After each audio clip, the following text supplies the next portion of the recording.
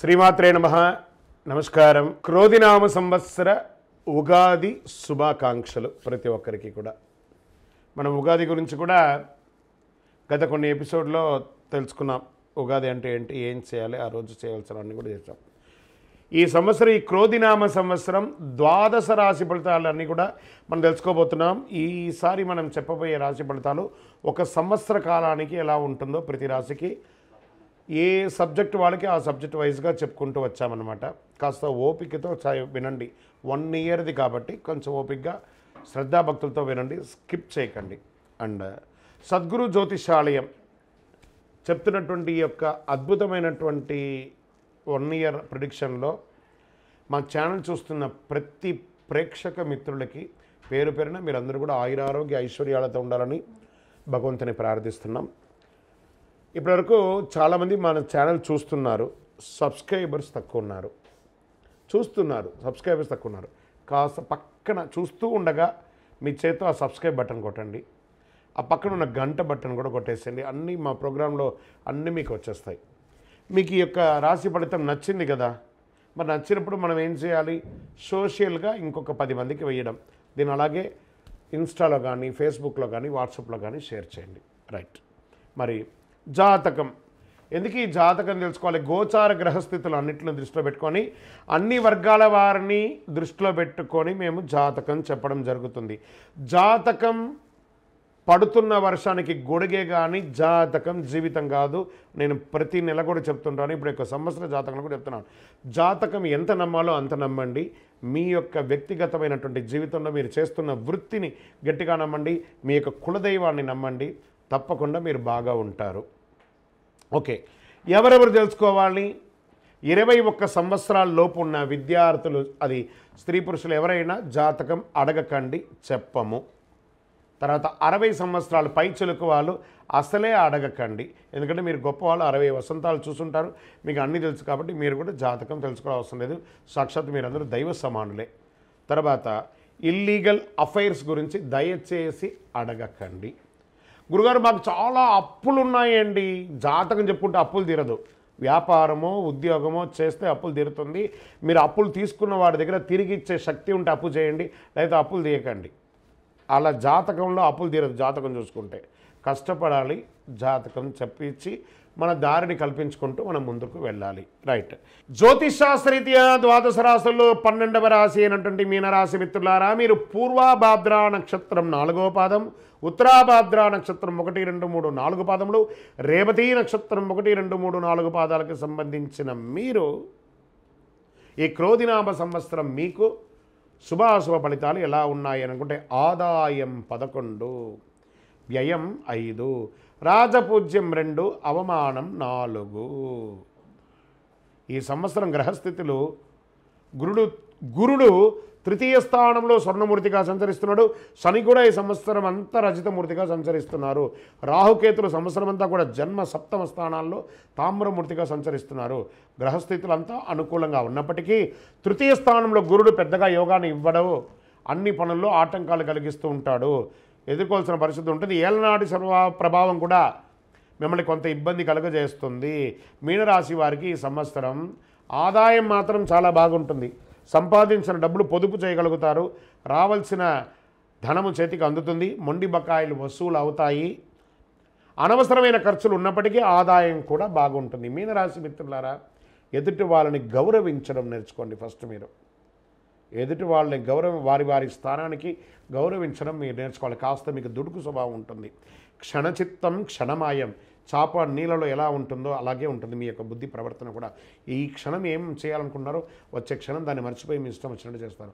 అలా కాకుండా జాగ్రత్తగా ఉండాలి. అప్పులు ఇవ్వడం కానీ అప్పులు తీసుకోవడం కానీ మంచిది కాదు. ఈ సంవత్సరం షూరిటీ సంతకాలు చేయడం కానీ అది మంచిది కాదు. రుణ బాధలు తగ్గుతాయి. ఆర్థిక వనరులు పెరుగుతాయి. వ్యాపారంలో లాభాలు ఉన్నప్పటికీ కొంత ఒడిదుడుకులు తప్పదు. నూతన వ్యాపారాలు ప్రారంభించకండి. మీ శ్రమకు ఫలితం ఉంటుంది. శత్రువులు కూడా పెరిగే అవకాశాలు ఉన్నాయి. నరదృష్టి పెరుగుతుంది. మీరు చాలా జాగ్రత్తగా వ్యవహరించాల్సిన సమయం కూడా ఉంది. అన్ని పనుల్లో ఒక్కొక్కసారి ఆటంకాలు వస్తాయి. కుటుంబంలో కలహాలు, మిత్రులతో మనస్పర్ధలు వచ్చే అవకాశాలు ఎక్కువ కనబడుతున్నాయి. భార్యాభర్తల మధ్య సఖ్యత లోపం అవుతుంది, ఆచితూచి వ్యవహరించండి. ఏవైనా చిన్న చిన్న గొడవలు జరిగినప్పటికీ వాటిని అధిగమించి సర్దుకుపోయి కూర్చొని మాట్లాడండి, అన్నీ సెట్ అయిపోతుంది. వివాహేతర సంబంధాలు మిమ్మల్ని ఇబ్బంది గురి చేస్తాయి కాబట్టి అలాంటి వాటి జోలికి వెళ్ళకండి, దానివల్ల మీ జీవితాలే నాశనం అవుతాయి. మీనరాశి మిత్రులారా జాగ్రత్త. మీరు కాస్త సున్నితమైనటువంటి మనస్తత్వం గలవారు, కాస్త జాగ్రత్తగా ఉండండి. వివాహానికి సంబంధించి కాస్త వివాహం జరగాలనుకున్న వారికి కాస్త ఆలస్యం జరిగే అవకాశాలు ఉన్నాయి. సంతానానికి సంబంధించిన విషయాల్లో చాలా అనుకూలమైన వాతావరణం ఉంది. గర్భిణీ స్త్రీలకి కూడా చక్కగా ఆరోగ్యవంతులుగా ఉండి కొంచెం చిన్న చిన్న ఇబ్బందులు కలిగిన అద్భుతమైనటువంటి సంతానాన్ని పొందుతారు. కుటుంబ సభ్యుల మధ్య, అన్నదమ్ములు అక్కచెల్ల మధ్య ఆచితూచి వ్యవహరించండి, లేదా బంధుత్వం విరిగిపోయే అవకాశాలు ఉన్నాయి. ఈ సంవత్సరం మీనరాశి వారికి గృహయోగం ఉన్నప్పటికీ కాస్త ఆలస్యంగా గృహయోగం ఉంది, దానివల్ల రుణం చేయక తప్పదు.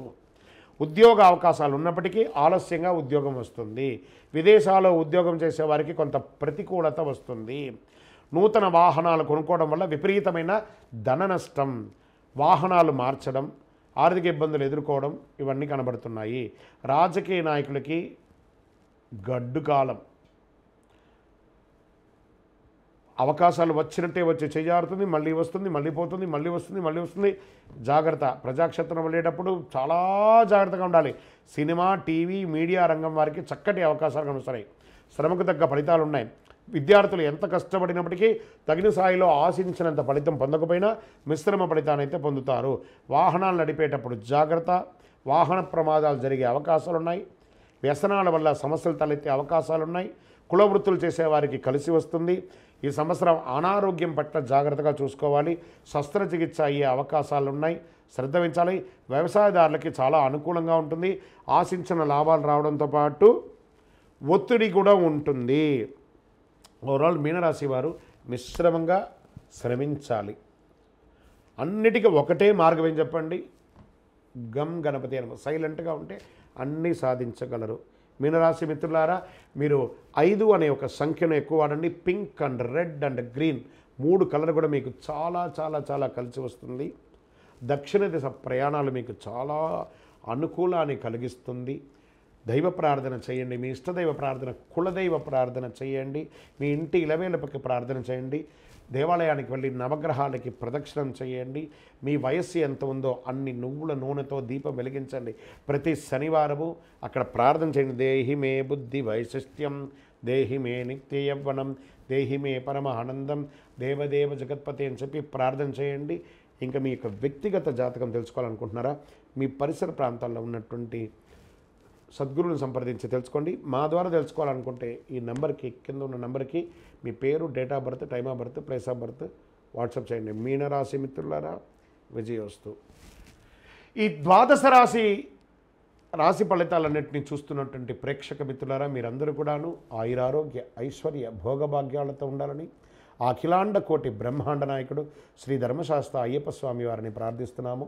మీరు తిరుపతికి వచ్చినప్పుడు మన అయ్యప్ప స్వామి వారి 18 అవతారముల దేవాలయం, అయ్యప్ప స్వామి వారి 18 అవతారాల దేవాలయాన్ని దర్శించుకోగలరు. తిరుపతి రైల్వే స్టేషన్ నుండి, బస్టాండ్ నుండి 3 కిలోమీటర్ల దూరంలో కపిల తీర్థానికి దగ్గరలో జీవకోన అనే ప్రాంతంలో బ్రహ్మశ్రీ డాక్టర్ చంద్రమౌళి గురుస్వామి గారు నిర్మించి సమాజానికి అంకితం ఇచ్చున్నారు. ఈ దేవాలయంలో అడుగు పెట్టాలంటే రాత రాసి ఉంటేనే అడుగు పెట్టగలరు. అంత అద్భుతమైనటువంటి దేవాలయం.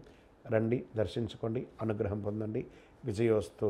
వందే మాతరం, వందే మాతరం, వందే మాతరం. చంద్రమౌళి వెంకటేష్ శర్మ గురుస్వామి శరణమయ్యప్ప.